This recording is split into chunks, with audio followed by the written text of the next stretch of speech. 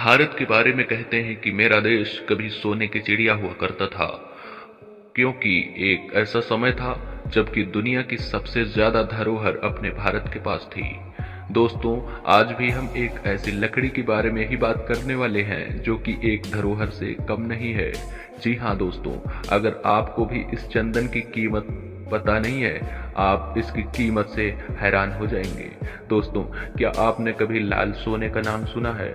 जी हाँ, लाल सोना कुछ और नहीं बल्कि लाल चंदन ही है, जिसे हम रक्त चंदन के नाम से भी जानते हैं। वही रक्त चंदन जिसे भारत में टॉलीवुड फिल्म पुष्पा लेकर आई है।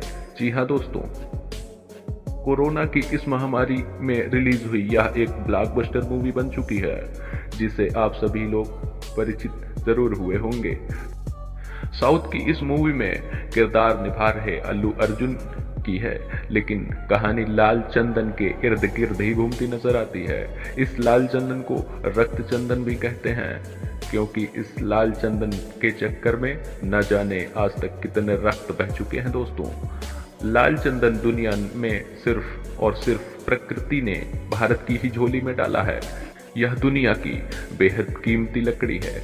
दोस्तों, आप जरा इसकी कीमत को इमेजिन कीजिए और कमेंट बॉक्स में कमेंट करिए। मुझे तो पता नहीं है आपने कितनी कीमत इमेजिन किया है, पर इसकी असल कीमत को जानकर आप हैरान हो जाएंगे। जी हाँ दोस्तों, चंदन का यह पेड़ 8 से 11 मीटर तक लंबा होता है, जिसमें 20 से 25 किलो तक लकड़ी निकल सकती है। दोस्तों, लाल चंदन की लकड़ी 1 किलो की कीमत 25 से 30 हजार तक हो सकती है। जी हाँ दोस्तों, 25 से 30 हजार प्रति किलो लाल चंदन के पेड़ की कीमत तकरीबन 5 से 6 लाख तक हो सकती है। इसके मुताबिक अगर देखें तो 1 टन लकड़ी की कीमत लगभग 2 करोड़ रुपए तक हो जाती है। दोस्तों, इसकी कीमत से हैरान हो जाना तो लाजमी है।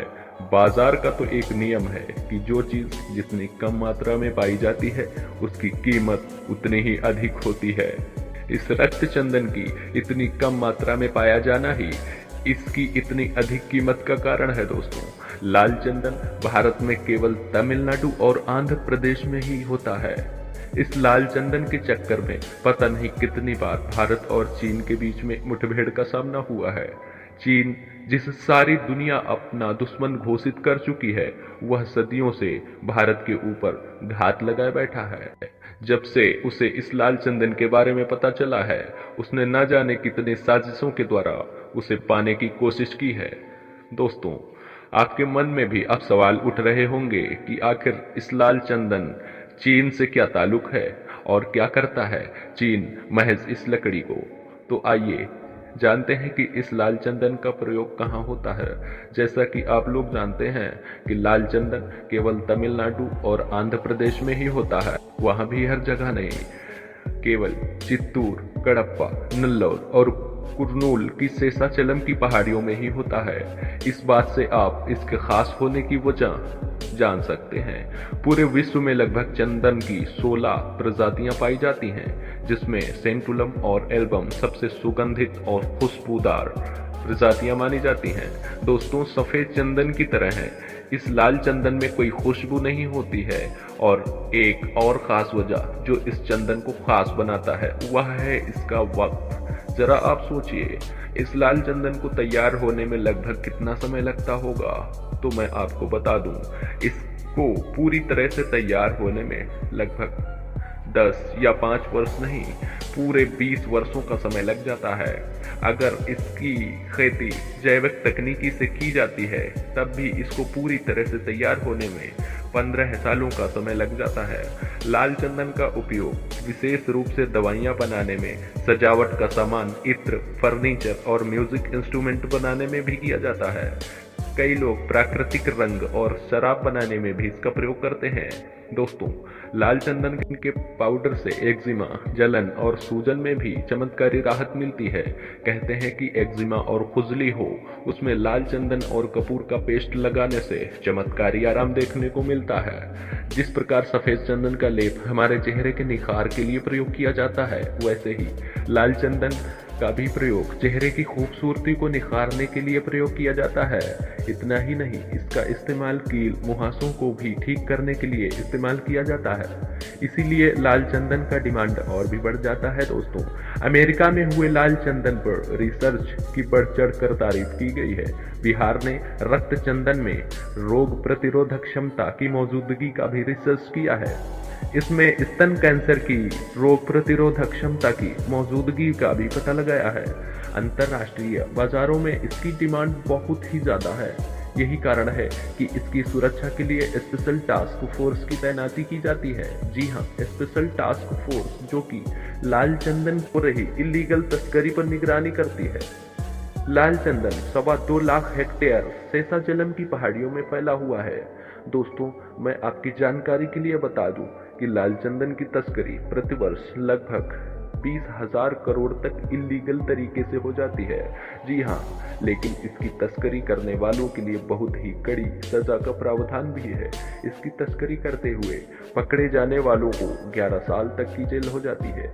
दोस्तों, लाल चंदन की सबसे ज़्यादा तस्करी चीन के लिए होती है, क्योंकि आप तो जानते हैं कि चीन आयुर्वेदिक मेथड से इलाज करना ज़्यादा पसंद करता है। चीन आयुर्वेदिक दवाइयों को बनाने के लिए लाल चंदन का बहुत अधिक मात्रा में प्रयोग करता है। सिर्फ चीन ही नहीं, जापान और मंगोलिया भी आयुर्वेदिक दवाइयां बनाने के लिए लाल चंदन का प्रयोग करता है, जिससे कई तरीके के इलाज होते हैं। इन दवाइयों की रेसिपी को भी तो कोई नहीं जानता।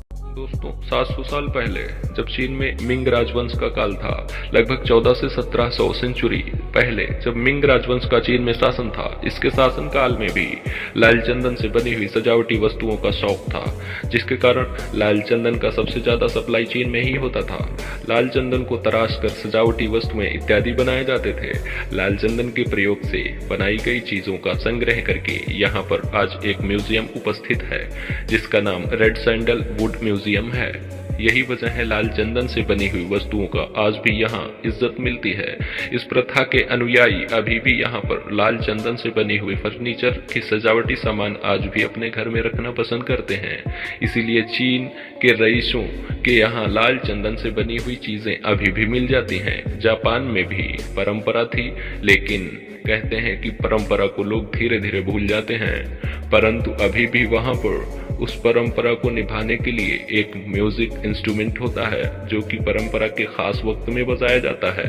वह भी लाल चंदन से ही बना हुआ होता है, मगर कहते हैं कि वक्त के साथ साथ परंपरा भी धीरे धीरे भूल जाते हैं। लेकिन चीन में अभी भी इसकी अच्छी खासी डिमांड है। यही कारण है कि तस्कर अभी भी अपनी जान को जोखिम में डालकर इसकी तस्करी करते हैं। कुछ तस्कर पकड़े जाने के डर से इसको पाउडर के रूप में तस्करी करते हैं। दोस्तों, इस रक्त चंदन की इतनी अधिक तस्करी होने के कारण शेषाचलम की फैली हुई पहाड़ियों में इसे पाए जाने वाले महत्वपूर्ण लकड़ी 50% तक कम हो गई है।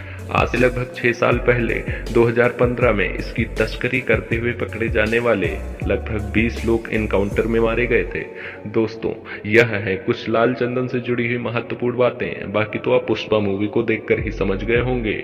अगर आपके मन में भी कोई ऐसा सवाल रह गया है तो आप कमेंट बॉक्स में कमेंट करके हमसे पूछ सकते हैं, ताकि हम अगले वीडियो में इसका जवाब दे सकें। ऐसी ही रहस्यमय चीजों को जानने के लिए हमारे चैनल रहस्य ज्ञान फैक्ट को सब्सक्राइब करें और शेयर करें।